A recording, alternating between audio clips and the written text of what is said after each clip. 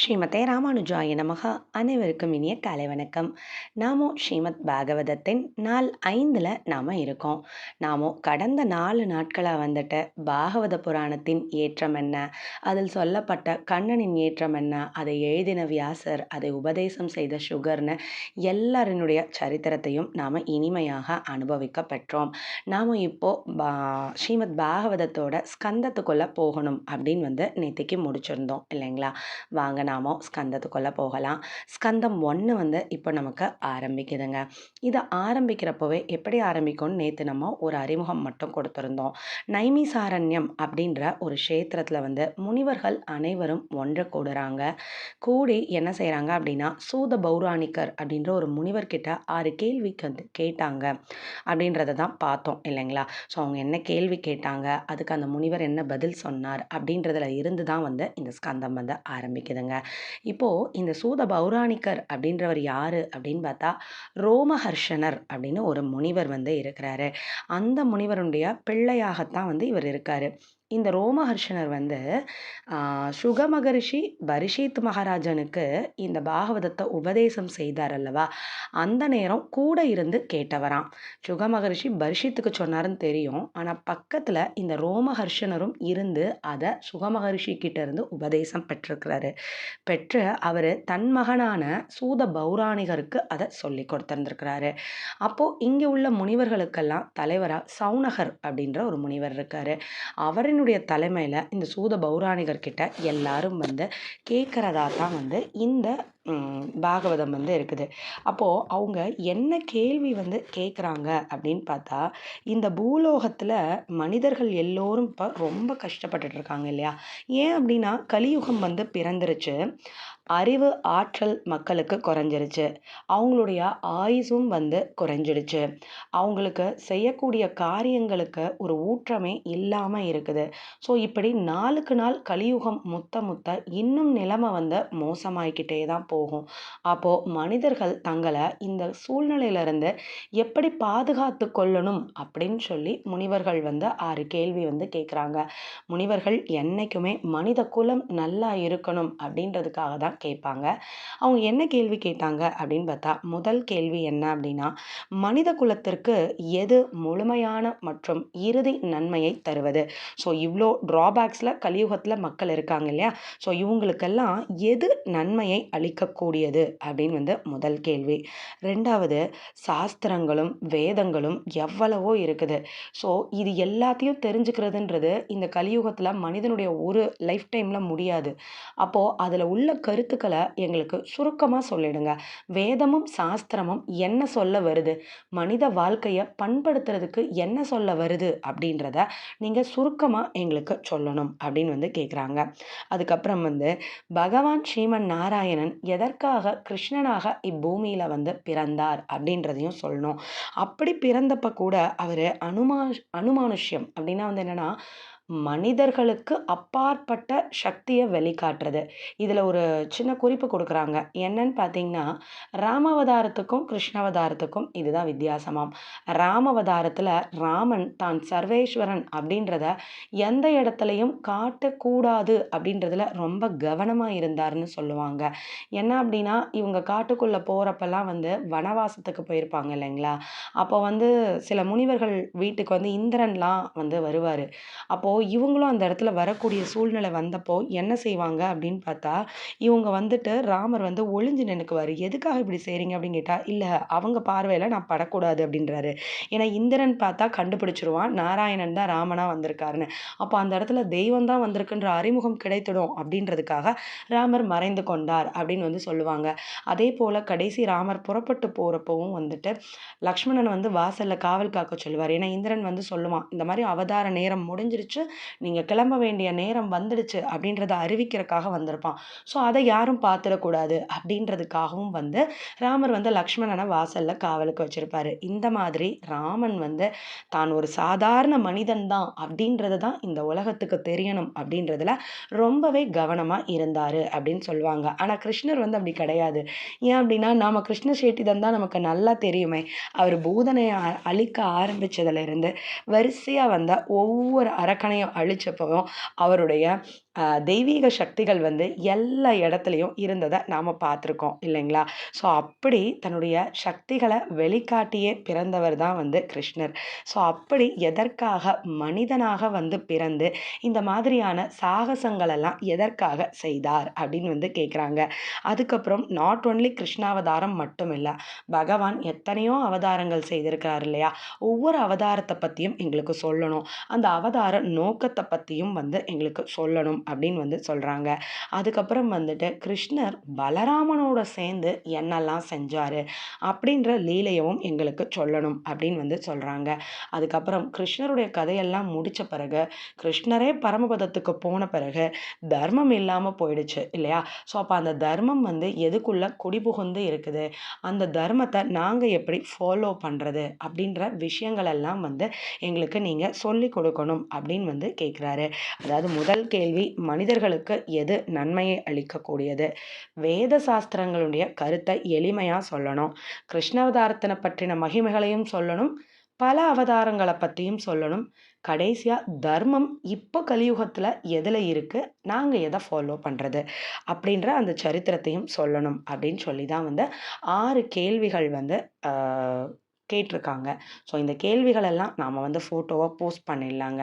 அப்படின்னா நம்ம நிதானமா இருக்கிற நேரத்துல நாம வந்து என்ன செய்யலாம் அப்படின்னா வாசிச்சுக்கலாம் இல்லைங்களா? கேட்குறப்ப என்னதான் புரிஞ்சாலும் அத கண்ணால நம்ம பார்க்குறப்போ நல்லா அந்த கேள்விகள் வந்து நம்ம மனசுல தங்கும் இல்லைங்களா? ஸோ அதுக்காக நாம போஸ்ட் பண்ணிடலாம். அதையும் நாம பார்த்துக்கலாம் அந்த 6 கேள்விகளையும். ஸோ அப்போ இந்த முனிவர்கள் கேட்டாச்சு. இனி சூத பௌராணிகர் அதற்கு எப்படி பதில் சொல்ல போறாரு அப்படின்றத தான் பார்க்கணும். அப்போ இந்த ஸ்கந்தத்துல வந்து முதல்ல எப்படி அந்த முனிவர் ஆரம்பிக்கிறாரு அப்படின்னு பார்த்தா, இத வந்து யாரு பரீட்சித் மகாராஜனுக்கு சுகமுனிவர் வந்து அ உபதேசம் பண்ணினார் இல்லையா? ஸோ அதுக்கும் முன்னாடி வியாசரும், நாரதரும் பேசிக்கிட்டாங்க அப்படின்றத தான் நம்ம பார்த்தோம். நேத்திக்கெல்லாம் நம்ம பார்த்தோம் இல்லையா? ஸோ இவர் எங்கருந்து ஆரம்பிக்கிறாரு கதைய அப்படின்னு பார்த்தா, அந்த வியாசரும், நாரதரும் என்ன பேசிக்கிட்டாங்க அப்படின்ற அந்த விஷயத்த ஃபுல்லா சொல்றாரு. அதுக்கப்புறம் பரீட்சித் மகாராஜனும், சுகமுனிவரும் என்ன பேசினாங்க அப்படின்ற விஷயத்தையும் சொல்லி, அதுக்கப்புறம் தான் வந்துட்டு இவங்க கேட்ட கேள்விகளுக்கான பதில் வருது. ஸோ அப்போ இந்த 2 டாபிக் நாம இன்னைக்கு பார்க்க வேண்டியிருக்கு. வியாசரும், நாரதரும் என்ன பேசிக்கிட்டாங்க, சுகரும், பரீட்சித்தும் என்ன பேசிக்கிட்டாங்கன்னு. சரிங்களா? இப்போ முதல்ல வந்து நாரதரும், வியாசரும் என்ன பேசினாங்க நேத்திக்கு அதே தானங்க பார்த்தோம் அப்படின்னா, ஆமாங்க. அது வந்து பாத்ம புராணத்துல இருக்கக்கூடிய சரித்திரங்கள்லாம் பார்த்தோம். இது இந்த புராணத்திலே இருக்கக்கூடிய சரித்திரங்களா? அப்போ என்ன அப்படின்றத பார்க்கலாம். இப்ப 2 கதை வந்து நமக்கு வரப்போகுது. பாகவதம்னாலே ஒரே கதை தாங்க. கதைக்கு பஞ்சமே கிடையாது. மகாபாரதத்தினுடைய தொடர்ச்சின்னு கூட சொல்லலாம். ஸோ அப்போ 2 கதை. முதல் கதை என்ன அப்படின்னு பார்த்தா, இந்த பாகவதத்தினுடைய ஏற்றத்த பாகவதத்திலேயே சொல்லியிருக்காங்க. அது என்ன கதைன்னு பார்க்கலாம். ஒருத்தர் வந்து என்ன செய்றாரு அப்படின்னு பார்த்தா, தென் திசை நோக்கி தென் திசையில இருந்து வடதிசை நோக்கி பயணம் பண்றாரு. கங்கையில போய் நீராடணும் அப்படின்றது அவருடைய லட்சியம். அதனால காசிக்கு போகலாம் அப்படின்னு சொல்லி கிளம்பி போறாரு. கிட்டத்தட்ட காசி மாநகரத்துக்கு கொஞ்சம் முன்னாடி வரைக்கும் ரீச் பண்ணிட்டாரு. அ அன்றைய இரவு பொழுது எங்காவது ஒரு இடத்துல தங்கலான்னு சொல்லி ஒருத்தருடைய வீட்டு திண்ணையில வந்து தங்கி இருக்கிறாரு. சரி காலையில எந்திரிச்சு கிளம்பலான்னு காலையில எந்திரிக்கிறப்போ அந்த வீட்ல உள்ளவர் வெளியில வராரு. வந்தோனே, "ஐயா, இங்கேருந்து கங்கைக்கு போறதுக்கு எவ்வளோ நேரம் ஆகும்? காசிக்கு போறதுக்கு என்ன பாதை வழியா போறது?" அப்படின்னு வந்து கேட்குறாரு. உடனே அந்த வீட்ல இருக்கிறவர் சொன்னாராம், "கங்கையா? அப்படின்னா எனக்கு என்னன்னே தெரியாதே! காசியா? அது என்ன ஊரு? அது இங்கேருந்து எங்க இருக்குன்னு கூட எனக்கு தெரியாதே!" அப்படின்னு வந்து சொன்னாராம். உடனே இவருக்கு கோவம் வந்துருச்சு. "நான் எங்கோ தென் திசையிலேருந்து வரேன். எனக்கே தெரியுது இதோடைய மகாத்மியம் என்னன்னு. இவ்ளோ பக்கத்துல நீங்க இருக்கீங்க. உங்களுக்கு கங்கைய பத்தியோ, காசிய பத்தியோ ஒண்ணும் தெரியலையே!" அப்படின்னு சொல்லி நல்லா அவர திட்டிட்டு, அங்கருந்து கிளம்பி போயிடுறாரு. கிளம்பி நடந்தே அன்னைக்கு ஈவினிங்குள்ள காசி மாநகரத்த அடைஞ்சிடுறாரு. அவருக்கு ரொம்ப ஆவல். என்னன்னா கங்கைய பார்க்கணும், அந்த கங்கையில குளிக்கணும் அப்படின்றது. சரின்னு சொல்லிட்டு அந்த ஊர் முழுக்க தேடி பார்க்குறாரு. கங்கையவே காணோம். எங்க நம்ம தப்பான ஊருக்கு கண்டா வந்துட்டோமோ அப்படின்னு வந்து யோசிக்கிறாரு. சரி அங்க உள்ள யார்ட்டயாவது கேட்கலாம் அப்படின்னு சொல்லிட்டு, "கங்கை நதி இங்க எங்க ஓடுது?" அப்படின்னு கேட்குறாரு. உடனே அந்த கேட்டவர் ஏற இறங்குனவர பார்த்துட்டு, "என்னய்யா உனக்கு என்ன பைத்தியமா?" அப்படின்னு கேட்குறாரு. "என்னங்க சுவாமி சொல்றீங்க? கங்கை நதிய காணாம தானே உங்கட்ட கேட்கிறேன். இந்தோ உன் பக்கத்துல தானே இருக்குது. 2 அடி தள்ளுனா இந்தா வந்துருச்சு. இங்க கங்கை நதி ஓடுறத வச்சுட்டு கங்கை நதி எங்கன்னு கேட்டா உன்னை பைத்தியம் சொல்லாம என்னையா சொல்லுவோம்?" அப்படின்னு சொல்லிட்டு அவர் போயிடுறாரு. கேட்குறாரு. என்னது இங்க கங்கை ஓடுதா? என் கண்ணுக்கு ஒண்ணுமே தெரியலையே, ஒண்ணுமே தெரியலையேன்னு சொல்லிட்டு ரொம்ப அவருக்கு வருத்தமாயிடுது.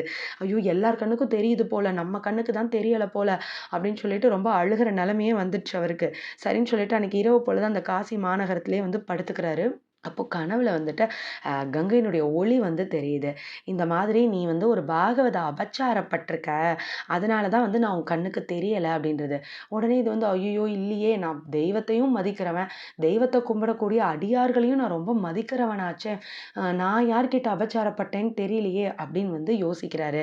அப்போ அந்த கங்கையே சொல்றாங்க, "நேத்து இரவு நீ ஒரு இடத்துல தங்கியிருந்த இல்லையா? அந்த பாகவத உத்தமர நீ காயப்படுத்திட்ட" அப்படின்னு சொல்றாங்க. யார அப்படின்னு பார்த்தா, கங்கைன்னா என்னன்னு தெரியாது, காசின்னா என்னன்னு தெரியாதுன்னு ஒருத்தர் சொன்னார் இல்லைங்களா? அவர இவரு திட்டிட்டு வந்தார்ல, அவரத்தான் இந்த கங்கை வந்து சொல்றாங்க. "ஐய்யய்யோ! அவர் ரொம்ப பெரியவர் போலயே! அவருடைய புகழ் என்னன்றது தெரியாம, அவருடைய பெருமை என்னன்னு தெரியாம, அவர திட்டிட்டு வந்துட்டோமே! இப்படி இப்படி கங்கை தரிசனம் கிடைக்கலேன்ட்டு" இவரு குடு குடுன்னு ஓடுறாரு அந்த இடத்துக்கு வந்துட்டு. ஓடி போய், "ஐயா! ஐயா! என்ன மன்னிச்சிடுங்க ஐயா! தெரியாம நான் வந்து உங்கட்ட அபச்சாரப்பட்டுட்டேன்" அப்படின்றாரு. "ஐயோ! என்ன சொல்றீங்க? எனக்கு ஒண்ணுமே புரியல" அப்படின்னோனே, "இல்ல, இல்ல நீங்க ரொம்ப பெரிய பாகவத உத்தமர் போல, வீட்ல பூஜை, புனஸ்காரம் எல்லாம் செய்து ரொம்ப சிறப்பா இருக்கிறவர் போல, அது தெரியாம நான் உங்கள திட்டிட்டேன்."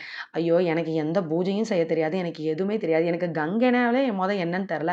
நான் எப்படிய்யா சாமி கும்பிடுவேன்? என்கிட்ட வந்து ஏன்யா இத கேட்குறீங்க?" அப்படின்னு வந்துட்டு அவர் சொல்றாரு. இவருக்கு ஒண்ணுமே புரியல. என்னது இது? கங்கையோ வந்து இவர் ரொம்ப பெரிய உத்தமர்ன்னு சொல்றாங்க. இவர கேட்டா நான் சாமியே கும்பிடுறதில்ல அப்படின்றாரு. ஒரே குழப்பமா இருக்கே அப்படின்னு சொல்லிட்டு என்ன செய்றாரு, அன்றைக்கு இரவு இப்ப சரிங்கய்யா இன்னைக்கு இரவு மட்டும் இங்க படுத்துக்கலாமா? அப்படின்னு வந்து கேட்குறாரு. சரி படுத்துக்கோங்கன்றாரு அவரும். சரின்னு இவர் என்ன பண்றாரு அப்படின்னா, அவர் வீட்டு திண்ணையிலேயே படுத்துடுறாரு. பார்த்தா மிட் நைட்ல ஒரு சத்தம் கேட்குது. அந்த சத்தத்த கேட்டு எந்திரிச்சு உட்காந்து பார்க்குறாரு. பார்த்தா 7 பெண்கள் வந்து வராங்க. இந்த வீட்டுக்கு வந்து வராங்க. அவங்கலாம் கருப்பான தோற்றத்துல வந்து இருக்காங்க. அப்போ அவங்க வந்து வீட்டுக்குள்ள போய் என்ன செய்றாங்க அப்படின்னா, வீட்டு வேலைகள் எல்லாம் செய்றாங்க. வாசல் தெளிச்சு கோலம் போடுறாங்க.